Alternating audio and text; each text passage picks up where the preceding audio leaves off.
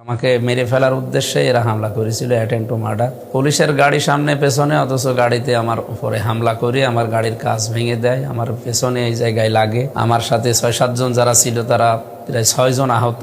আমি এখনই মামলা করতে যাব। এখানে গণ অধিকারের কি জেলা সেক্রেটারি নাম আব্দুল খালেক, এরপরে তৌকির, এর নাম তৌকির, এরপরে এই বাদের এইদিকে বাড়ি জহুরুল, সিরাজের ছেলে জহুরুল। আমি সবাইকে তো চিনি না, এরকম কিছু যাদের চিনি তারা এদের নাম মেনশন করে আমি আজকে হত্যা মামলা দেব। আমাকে মেরে ফেলার উদ্দেশ্যে এরা হামলা করেছিল, অ্যাটেম্প টু মার্ডার। আসসালামু আলাইকুম রহমতুল্লাহ। প্রিয় দেশবাসী, আজকে 15ই আগস্ট 2026 আমি সারাদিন কুষ্টিয়া বিশ্ববিদ্যালয়, ইসলামী বিশ্ববিদ্যালয়ের আশপাশ নিয়ে প্রায় হরিনারায়ণপুরের 9টা ওয়ার্ডে বিভিন্ন মানুষের খোঁজখবর নিয়েছি। সেখানে তাদের সমস্যাগুলো শুনেছি এবং সমাধান করার জন্য আমি চেষ্টা চালাবো বলেছি। সন্ধ্যা 6:30টার দিকে আমি ওখান থেকে আসি। 6 রাস্তার মোড়ে আসার পরে শুনি গণ অধিকার পরিষদ নামে প্রায় 12-13 জন লোক এখানে মিছিল করছে। আমাদের নামে উস্কানিমূলক কথা বলা, গালি দেওয়া, বাবা মা তুলে বিভিন্ন রকমের কথা বলছিল। আমি প্রথমে এসে থানায় ঢুকে থানাতে ওসি সাহেবকে, সেকেন্ড ওসিকে নিয়ে আমার গাড়ির সামনে পেছনে ওনাদেরকে সাথে নিয়ে আসলাম। 6 রাস্তার মোড়ে আসতে আসতেই পুলিশের গাড়ি সামনে পেছনে, অথচ গাড়িতে আমার উপরে হামলা করে আমার গাড়ির কাঁচ ভেঙে দেয়, আমার পেছনে এই জায়গায় লাগে। আমার সাথে 6-7 জন যারা ছিল তারা প্রায় 6 জন আহত। তারা এখন হাসপাতালে আছে, সবাই ভর্তি আছে। আমি এই ভিডিও কলে দেখলাম। আর আমার চাচা ছিল, চাচাতো চাচা, ওর পায়ে আঘাত লেগেছে, পা দিয়ে রক্ত ঝরছিল, ওটা মনে হয় এখন ব্যান্ডেজ করে দিয়েছে।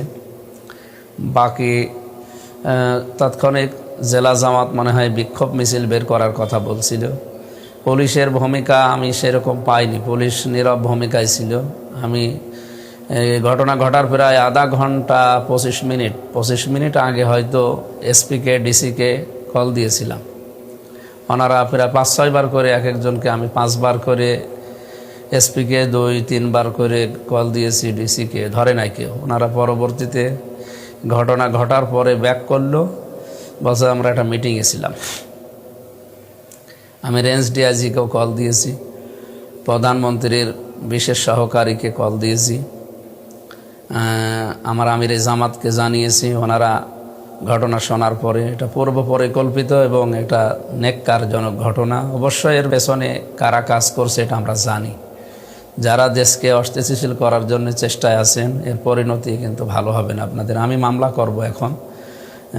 আমি খাবার শেষ করে লোকজন নিয়ে আমি মামলা করব। এদের কয়েকজনেরকে তো আমি সামনাসামনি দেখেছি, যারা ইট মেরেছে, যারা আমার গাড়ির সামনে কাঁচ ভেঙেছে, আমি এদের দেখেছি। এখানে গণ অধিকারের কি জেলা সেক্রেটারি নাকি যেন নাম আব্দুল খালেক, এরপরে তৌকির, এর নাম তৌকির, এরপরে এই বাদের এইদিকে বাড়ি জহুরুল, সিরাজের ছেলে জহুরুল। আমি সবাইকে তো চিনি না, এরকম কিছু যাদের চিনি তারা এদের নাম মেনশন করে আমি আজকে হত্যা মামলা দেব। আমাকে মেরে ফেলার উদ্দেশ্যে এরা হামলা করেছিল, অ্যাটেম্প টু মার্ডার।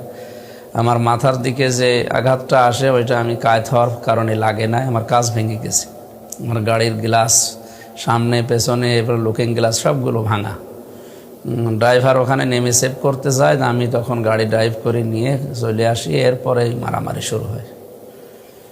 আমি এটা প্রশাসনের কাছে, দেশের যারা দায়িত্বে আছেন তাদের কাছে এই মামলার ভার তো দেব, মামলা তো করব এবং এর সুষ্ঠু বিচার দাবি করছি। এভাবে চললে আপনারাও নিরাপদে থাকতে পারবেন না।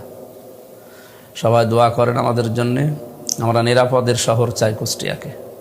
যারা ইন্ধন দিচ্ছেন এর পেছনে তারা সাবধান হয়ে যান। এখানে মূল বিষয় হচ্ছে দেশের যে সমস্ত বিষয় নিয়ে ক্রাইসিস চলছে, বিশেষ করে এখন বিদ্যুৎ নেই, গ্যাস নেই, তেল নেই, সার নেই, এই নিয়ে মানুষ এখন দিশেহারা।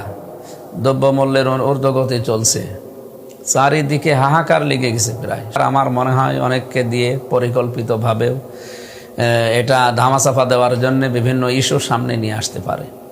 এই সমস্ত ছোটোখাটো হামলা না, আমরা যারা ইসলামী আন্দোলন করি আমরা তো বিদায় নিয়ে এগুলো করি। সুতরাং আমাদেরকে ভয় দেখিয়ে হামলা করে মামলা করে লাভ নেই।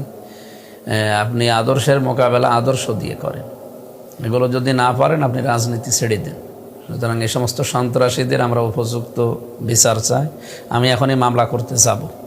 অ্যাটেন্ড টু মার্ডার এবং আমার গাড়ি ভাঙচুর করা, আমার 6 জন কর্মীকে আহত করা, আমাকে মেরে ফেলার উদ্দেশ্যে যারা এগুলো করেছে আমি তাদের নামে মামলা দেব। আসসালাম।